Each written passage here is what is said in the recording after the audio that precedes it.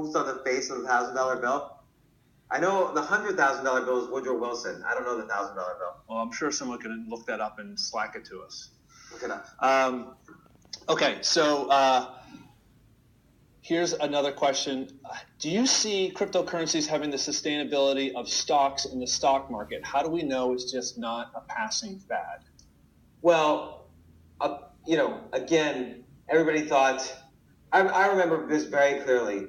2001, I was running a venture capital firm, and things were going down. There was it wasn't that the internet bubble was crashing; it was the internet IPO bubble was crashing. Okay. And venture capitals needed IPOs to have success.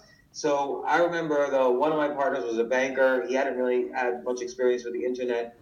I had a Defender arcade machine in my office, and he smashed the screen, broke the machine, and walked out and said, "This whole internet thing is a fad."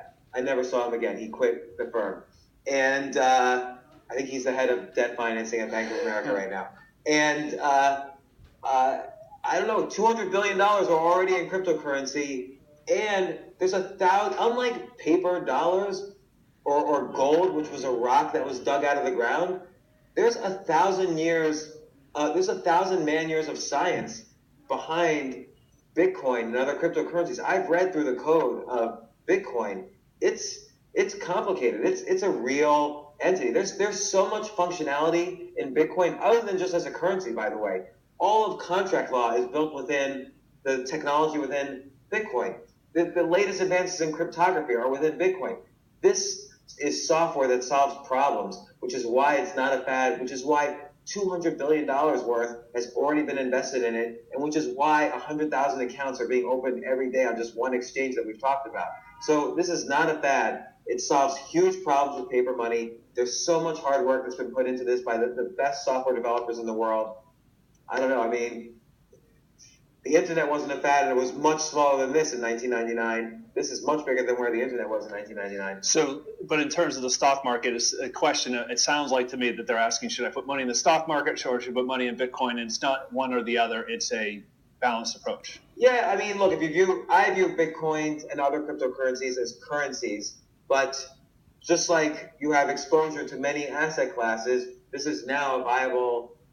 Well, this has always been, but now more than ever, it's clearly a viable asset class that has survived the very first hurdles of acceptance. People accepted. Some of the smartest people in the world are buying it and backing it and starting new currencies. Again, just a few weeks ago, I had dinner with several people who are developing cryptocurrencies. These are the smartest people I've ever spoken to, and they're embracing this. Venture capital firms, investors, bankers. Huge hedge funds are embracing this, and customers. This next question is a question I first asked you when we first met. But before we do that, Grover Cleveland is the president on the $1,000 bill. Okay, what? Tell me two other things special about Grover Cleveland, and I will give you $1,000. Yeah, I wish I could. Okay, so Grover Cleveland is the only president to have a president in the middle. He had 2 terms. He had a president in the middle between his 2 terms. I believe he might have been the only president to get married in the White House as well. Really? So, yeah. You know a lot about Grover. I know a lot you didn't know he was on a $1,000 bill. I didn't know he was on the $1,000 bill.